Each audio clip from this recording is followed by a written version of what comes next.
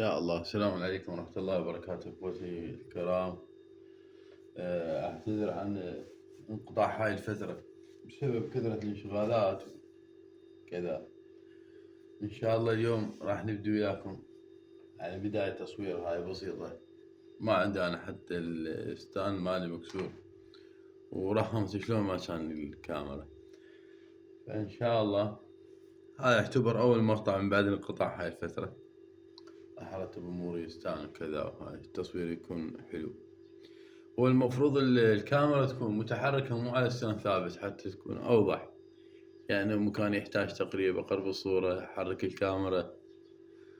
فإن شاء الله إن شاء الله اليوم يعني توضح عندكم فكرة، ولو أنا مصور هيش مقطع مال تفصيل، بس هاي كبداية من بعد الانقطاع، وإن شاء الله راح استمر وياكم.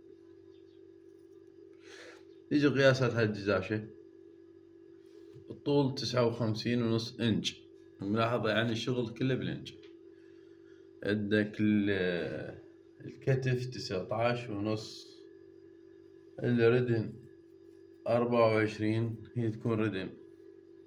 الخصر 10. الياخة 16 و3/4، يعني 17 إلا ربع. هاي الحكي كله بالإنش. هي ردن ومسطرة سحاب، وإضافة جير. يعني الولد يريد بيها تفاصيل بعد أخرى بعدين أوضحها إن شاء الله. راح نبلش بيها. هذا عرض القماش. يجي العرض 29 إنش. عرض البدن 29.5. اكو قماش يجي 30 إنش، يعني يجي مطبوق. هاي الطبقة الوحدة يعني عرضه كله ذات فتحة 58 59. هسه احنا نطبق القطعة الطول مالها على العرض. نيجي نقيس من بعد ما طبقنا العرض، فرشناها بالعرض يعني طبقنا الطول مالها. نيجي نقيس الولد من جوا ايش قد من يم الكفة يريدها. 29 إنش. نضيف لها إنج مال الخياط تصير 30. نجي نقصها منها. هاي 30 إنش. هذا شي يكون البدن مال الدشداش. نخليه على صفحة. نجي على الوصلة الباقية. هذا القماش قلنا هذا العرض ماله وهذا الطول. نفتح الطول. أول ما نقص نوقف على طبقته. نجي ناخذ قياس الردان. هذا هو القماش. الولد خصرة، ما دام خصرة 10 يعني دشداشته تكون مخصرة. تجي الردان مالته 9 إلا 8.5 المفروض من يم العبط. يعني مستوى واحد تسويها 8.5، بعدين ترتبها. هاي هنا قلنا 9. نخليها 9 وبعدين ناخذ الجبن. يلحق خياط يعني نص إنش يروح من يمها تقريبا تبقى 8. يعني هو الولد ضعيف.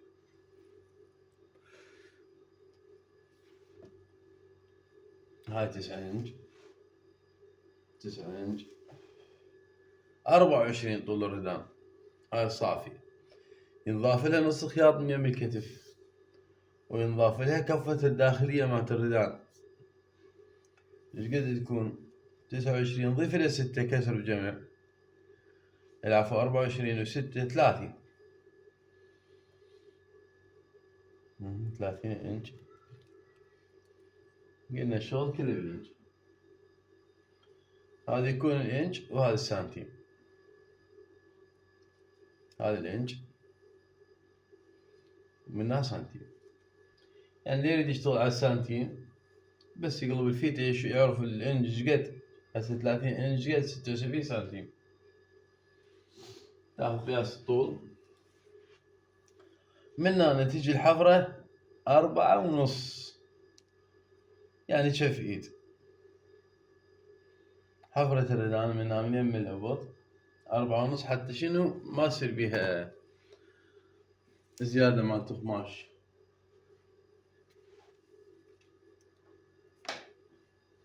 ما تصير بيها لفة من يم الأبط. هسه نجي نقص، خلينا قرضة صغيرة مثل نصف الردن.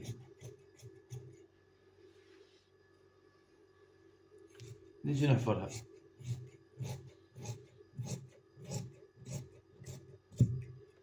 حفرناها. هذا شي فينا زايد، نطلع من يمه كتافية، نطلع من عنده اللي هي شمسية اسمها، نطلع من يمه مثلا مصادر مال لواسق. هاي الكفة اللي ضفناها عن 24، هي 24 نعطيها منها نص انش خياط، 24 ونص تصير. هاي 24 ونص، يبقى هذا كفة. صافي الردن 4 انجات بالخياط، الباقي يكون كفة جوا الليل. عرض الردن من هنا 5 و3/4، نضيف لي نص انش يصير 6 وربع. هي اللي جاء 5 و3/4، ضفناها نص انش مال الخياط، صارت 6 وربع.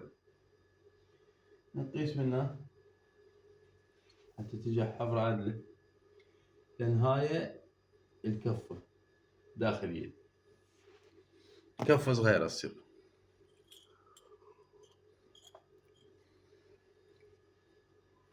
هسه نجي نحفرها.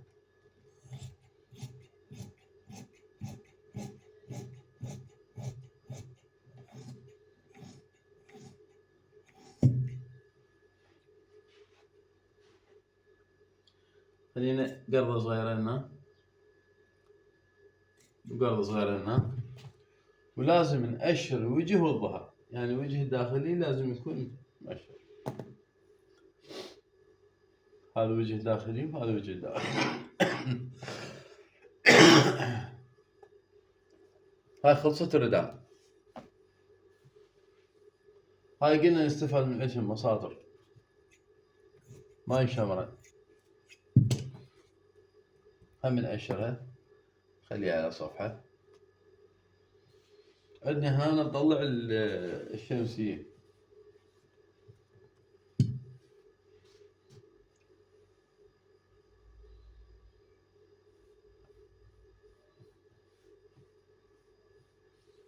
الشمسية تعتمد على قياس البدن وقياس الياخة وضخامة الشخص وطول الشخص، يعني على باقي الجسم كله، إضافة هي قياسها موجود. قياس الشمسية 19 ونص. دائما بالخياط نضيف انج ونص للشمسية. هسه راح تشوفون شلون. 19 ونص وانج ونص 20 و21.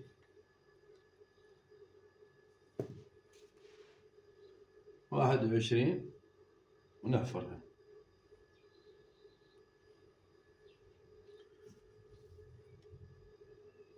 هنا الولد ما دام ضعيف وياخته مو كبيرة، فالشمسية تكون يعني ناعمة مو كبيرة كلش، نخليها 6 انجات. حفظ هاي التفاصيل. قلنا من هنا انج ونص للعرض، منها 6، منها شي 102، هاي 6، 17 الا ربع الياخة. هنا شو نحفر لها؟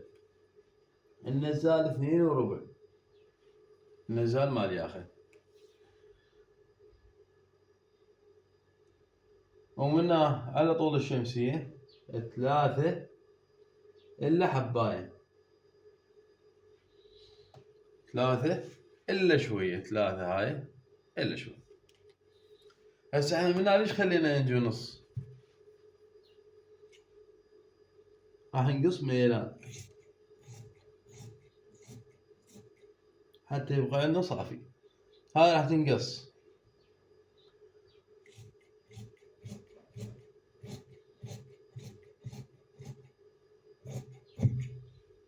هاي طلعت الكتافية بعد ما مطلعين القياس مال الياخ. هاي قرضة ناعمة الوسط. نجي العفور يا أخي.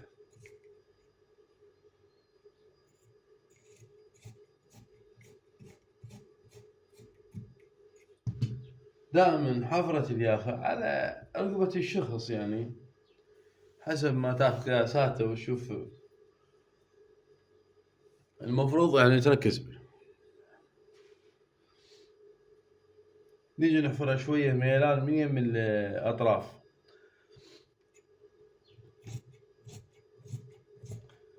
حتى تقعد.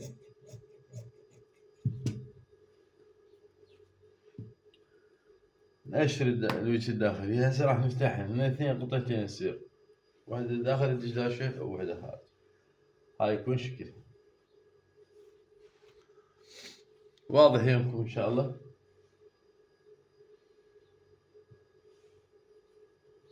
خلصنا من الشمسية. نجي نمل. هاي قلنا نطلع من عندها تفيدنا مصادر، تفيدنا شنو بعد فيها نواقص الدشداشة.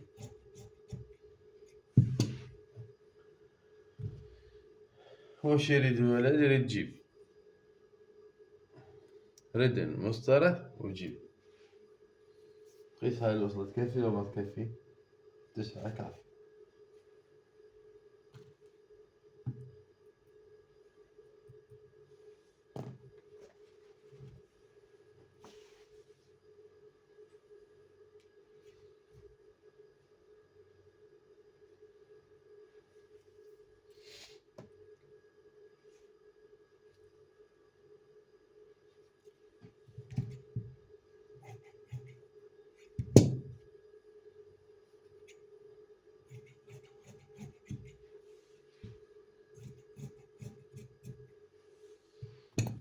هاي طلعت لنا الوصلة. الجيب شلون نقيسه؟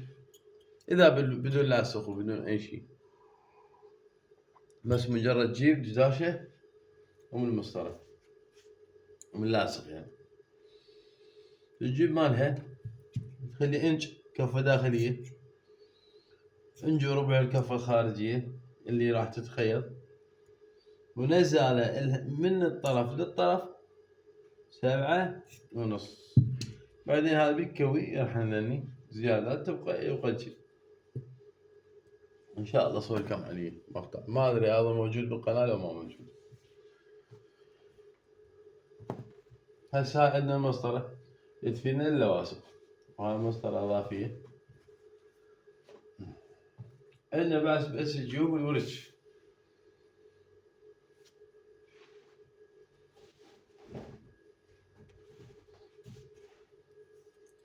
هاي الحشي كله احنا بالوصله اللي طلعناها من البدن، الوصله الاضافيه من العرض نشتغل بيها.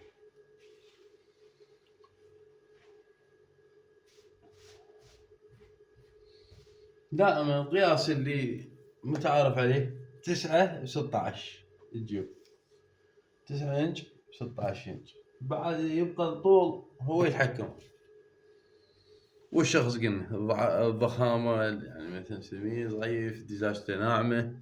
إذا 9 وهو دجاجته مخصرة فالجيب راح يفتر على البدن، ما يصير، لازم تكون أصغر من 9 أقل.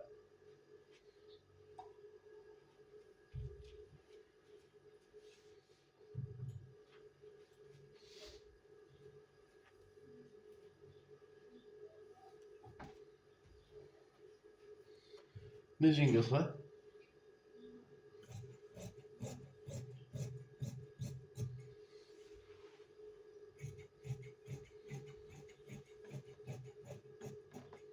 بما أن الخصر ماله 10 فإحنا نقلل من 9.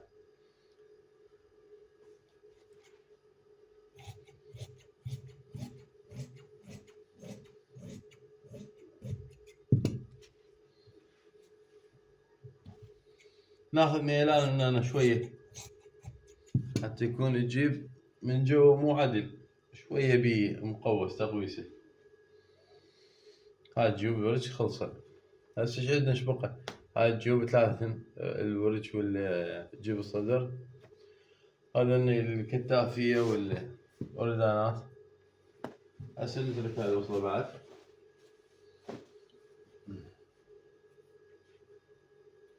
نرجع على قطعة البدن اللي قصيناها أول مرة اللي هي قياسها 29 صافي، ضفنا لها إنج خياط صارت 30.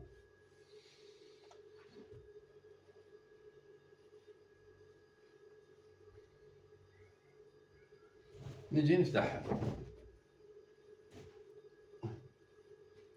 هذا الطول مالها وهذا العرض. ناخذ القماش منه نظرافه،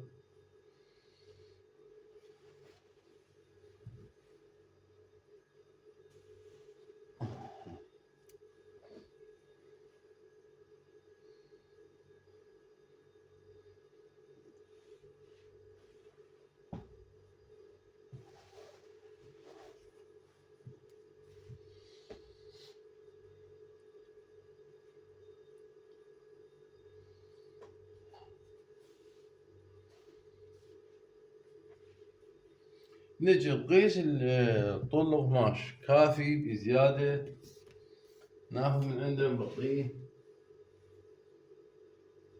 طول الدشداشة اللي هي 59.5، نضيف له 6 استنجات خياط، يعني مضبوط شوية فرق قليل. منها قلنا خسر 10، نبقيها 10 إذا كان مسطرة وملاصق يعني مثلث، بس إذا كسرة من قدام لازم نضيف لها. ليش؟ لأن راح يروح عندنا بالخياط بالكسر. إذا كان 10 وبها كسرة قدام نسويها 10 و3/4.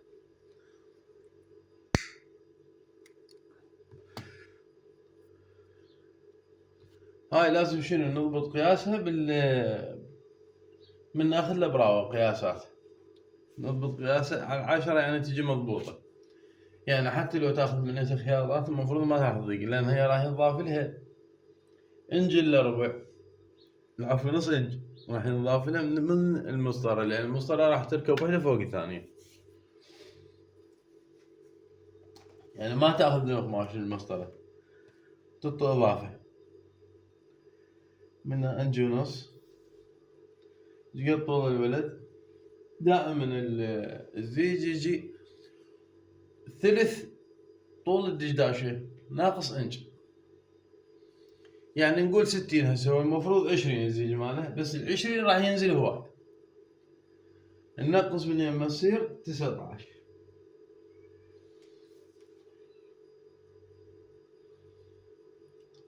ثلاثة ونص 9.5 18.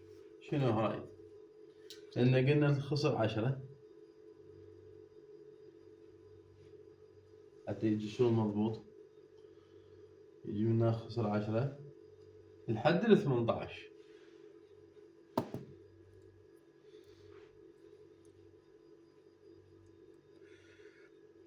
هاي من هنا نخليها قرضة صغيرة. العلم هاي الوجه والظهر مطبوقات 2 سوا 4 طبقات. هذا قياس 10 لحد نزال 18 يجي لحد فتحة الجيب، جيب الورق.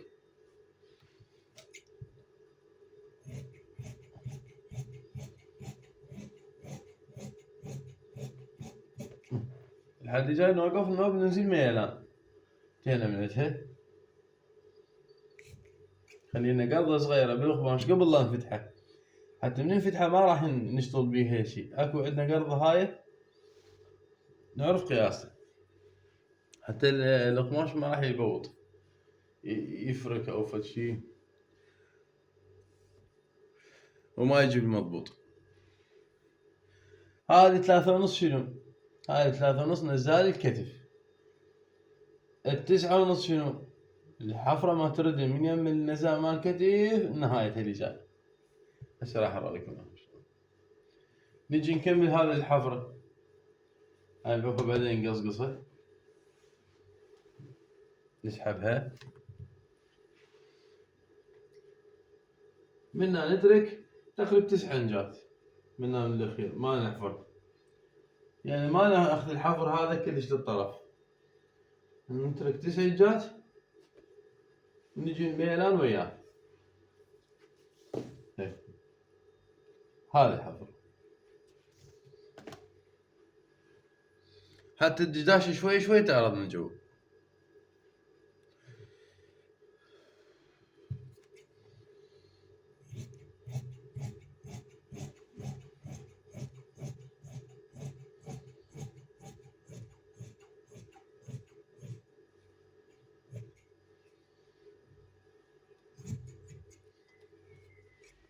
هاي المصادر الاستفادة منها.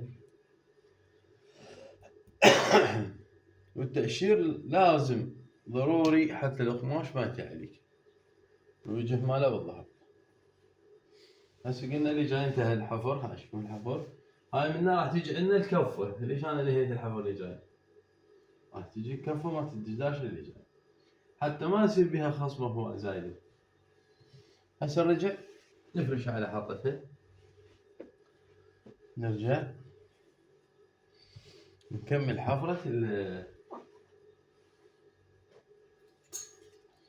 هاي القرض اللي خليناها. شوفوا حتى يجي القماش يبقى على مستوى. هاي صفحة الصدر، الصفحة الأمامية. وخرها هسه ما نبيها شغل. نكمل الظهر.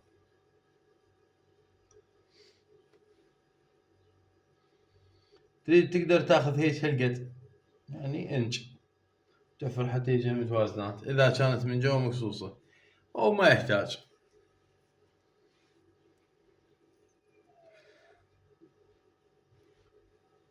لأن هي قماشها قليل، يعني هي اللي كفة أصلا عايزة انج. نخليها من الطرف، نحفرها مرة الميلان هذا.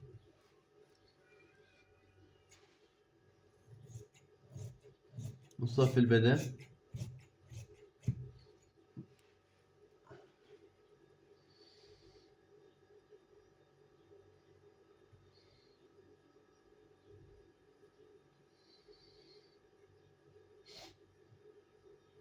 وطرف هاي الكتافية. نعم قلنا 9.5 الحفرة ما تردن. الخلفية إذا قصيتها مساوية ما أخذت إنج، تنقصها منها إنج ونص. يعني هاي هنا هي 9.5، خليناها اللي جاي. نشيل هاي، خلصت هاي الظهر، أشرناها وخر. نرجع نرجع. هاي شنو فايدة هاي قرضة؟ شوف شلون؟ يعني من شريتها ما أدري هيش راح يكون أو زايد هيجي القرضة. فأنا من خليت هاي القرضة صغيرة حفظت لي الوزن مال القماش حتى ما يكون يعني يفرك بفرق. نجي هاي قلنا انج ونص لحد جاي 19. هاي الفتحة مالت الزيج. نجي نفتحها،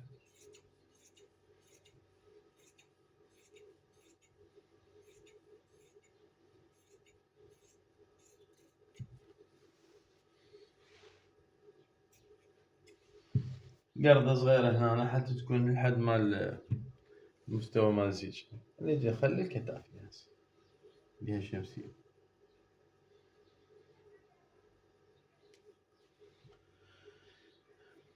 نطلع اللي برا منها نص انج. ليش؟ لأن منها راح تجي المسطرة اللي جاي مستواها. ناخذ قياس الانج ونص ونصعد بيها ويا فرة الكتافية. صار عندنا هاي الكتافية، من هنا تركب الياخة ترجع على هاي تكمل. هسه راح نميلها على 3.5. شوف شلون يجي الطرف منها مساوي.